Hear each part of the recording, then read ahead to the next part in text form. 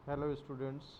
आज हम BSc part 1 organic chemistry की फर्स्ट यूनिट जो जनरल ऑर्गेनिक रिएक्शन मैकेनिज्म से रिलेटेड है उसमें टाइप ऑफ रिएक्शंस वाला पार्ट हम डिस्कस कर रहे थे। अब पार्ट 6 में उन्हीं टाइप ऑफ रिएक्शंस को हम कंटिन्यू करेंगे जिसमें हम सब्स्टिट्यूशन रिएक्शन यानी कि प्रतिस्थापन अभिक्रिया कर चुके हैं और एडिशन रिएक्शन यानी कि योगात्मक अभिक्रिया कर चुके हैं। और योगात्मक अभिक्रिया में हमने इलेक्ट्रॉन्स ने ही योगात्मक और मुक्त मूलक योगात्मक अभिक्रियाएं कर चुके हैं। और उन इलेक्ट्रॉन्स ने योगात्मक अभिक्रिया में हम परऑक्साइड प्रभाव और एंटी मार्कोनिकॉफ रूल के बारे में डिस्कस कर चुके हैं। पहले उसी को और विस्तृत रूप से अध्ययन करते हुए हम थर्ड यानी कि न्यूक्लियोफिलिक एडिशन रिएक्शंस या नाभिक स्नेही योगात्मक अभिक्रियाएं क्या होती हैं उसके बारे में इस पार्ट में डिस्कस करेंगे। ये कोई सिमेट्रिकल एल्कीन सममित एल्कीन है और उस पर HCl का योग करें तो सममित एल्कीन है, दोनों द्विबंधित कार्बन एक H और एक मेथिल यहाँ पर भी है, एक H और एक मेथिल यहाँ पर भी है। तो कहीं पर भी H और कहीं पर भी Cl जुड़ेगा तो केवल एक ही प्रकार का उत्पाद प्राप्त होगा। परंतु यदि हम असममित एल्कीन पर HCl का योग कर रहे हैं, इसमें यहाँ पर एक H और एक मेथिल समूह है जबकि यहाँ पर दोनों तरफ हाइड्रोजन है और इस पर हम HCl अणु का योग कर रहे हैं, तो अब इसमें दो पॉसिबिलिटीज़ हैं, यहाँ H या यहाँ Cl जुड़ सकता है या यहाँ Cl और यहाँ H जुड़ सकता है। तो ये दो उत्पाद इसमें प्राप्त हो रहे हैं। तो मार्कोनिकॉफ का नियम जैसा जो हम ऑलरेडी डिस्कस कर चुके हैं, यहाँ पर नेगेटिव पार्ट यानी कि Cl जो है उस कार्बन से जुड़ेगा जो कि अधिक प्रतिस्थापित है या जिस पर हाइड्रोजन की संख्या कम है। तो Cl यहाँ पर जुड़ गया, H यहाँ पर जुड़ गया और इस तरह का उत्पाद प्राप्त होगा। ये उत्पाद नहीं बनेगा, इसका कारण हम डिटेल में डिस्कस कर चुके हैं। In the ionic addition of an unsymmetrical reagent to a double bond, the positive portion of the adding agent attaches itself to a carbon atom of the double bond so as to yield the more stable carbocation as the intermediate. अब इसमें ऋणात्मक भाग अधिक प्रतिस्थापित carbon पर क्यों जुड़ता है? क्योंकि अभिक्रिया के दौरान अधिक स्थायी कार्बोकेटायन जो है वो बनना चाहिए। जैसे ये प्रोपीन है, इस पर HCl का योग होकर के ये दो तरह के कार्बोकेटायन इसमें ये कार्बोकेटायन बन रहे हैं। ये प्राथमिक है और ये द्वितीयक है। अब इनमें क्योंकि द्वितीयक कार्बोकेटायन अपेक्षाकृत अधिक स्थायी है, इसमें दोनों में अलग अलग तरह का रिएक्शन हो रहा है, तो इसलिए क्योंकि द्वितीय कार्बोकेटायन अधिक स्थायी है तो ये मुख्य उत्पाद बनेगा, ये मार्कोनिकॉफ प्रोडक्ट है।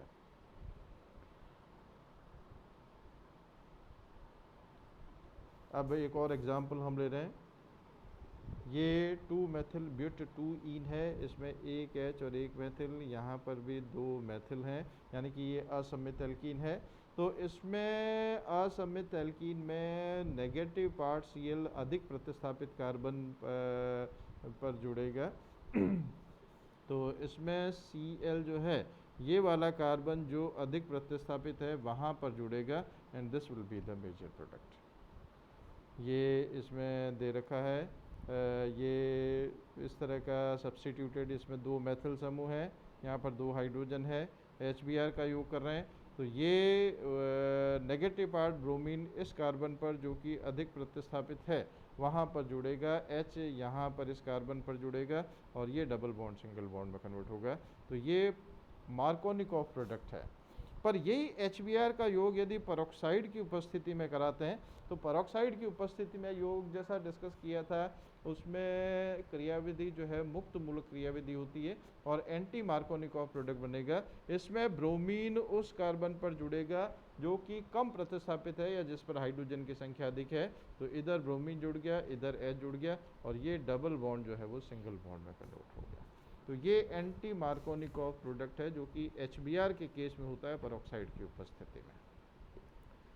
अब इसमें हम किसी असममित एल्कीन पर HBr का योग एब्सेंस ऑफ पेरोक्साइड की अनुपस्थिति में करें तो योग जो है मार्कोनिकॉफ के नियम के अनुसार होगा, यानी कि यहाँ पर ब्रोमीन उस कार्बन पर जुड़ेगा जो अधिक प्रतिस्थापित है या जिस पर हाइड्रोजन की संख्या कम है। परंतु यही HBr का योग यदि पेरोक्साइड की उपस्थिति में करें तो यहाँ पर योग जो है वो मार्कोनिकॉफ के नियम के विपरीत होगा, क्योंकि यहाँ पर मुक्त मूलक क्रियाविधि होती है और अधिक प्रतिस्थापित कार्बन पर जब मुक्त मूलक होता है तो वो ज़्यादा स्थायी होता है और इसलिए वो क्रिया होती है। तो इसमें योग जो है वो एंटी मार्कोनिकॉफ के अनुसार होगा, यानी कि असममित एल्कीन पर HBr का योग यदि पेरोक्साइड की अनुपस्थिति में करें तो योग मार्कोनिकॉफ के नियम के अनुसार होगा, और यदि HBr का योग पेरोक्साइड की उपस्थिति में करें तो योग मार्कोनिकॉफ के नियम के विपरीत होगा। तो ये इलेक्ट्रॉन्स नहीं योग और नाभिक्स नहीं योग दोनों अलग अलग कंडीशन में अलग अलग रिएक्शन होते हैं। अब हम आते हैं एडिशन रिएक्शंस में थर्ड रिएक्शन, नाभिक स्नेही योगात्मक अभिक्रिया, न्यूक्लियोफिलिक एडिशन रिएक्शन, यानी कि इसमें when an addition reaction involves the initial attack of a nucleophile, जब योगात्मक अभिक्रिया के दौरान पहले आक्रमण नाभिक स्नेही का हो तो इस प्रकार की अभिक्रिया जो है वो नाभिक स्नेही योगात्मक अभिक्रिया कहलाती है। और कार्बोनाइल कंपाउंड यानी कि एल्डिहाइड और कीटोन जो है जिसमें कार्बन ऑक्सीजन के बीच में डबल बॉन्ड होता है उनमें इस प्रकार की अभिक्रिया होती है।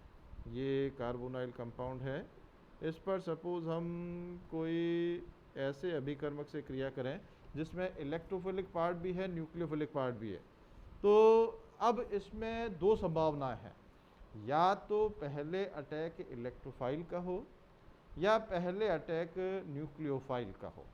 अब होगा कैसे, पहले तो पाई इलेक्ट्रॉन जो अधिक विद्युत ऋणात्मक ऑक्सीजन है उसकी तरफ शिफ्ट होंगे, कार्बन पर धनावेश आ जाएगा, ऑक्सीजन पर ऋणावेश आ जाएगा। अब यदि इलेक्ट्रोफाइल पहले अटैक करेगा तो वो कहाँ पर अटैक करेगा, ऑक्सीजन पर। न्यूक्लियोफाइल पहले अटैक करेगा तो कहाँ पर करेगा, कार्बन पर।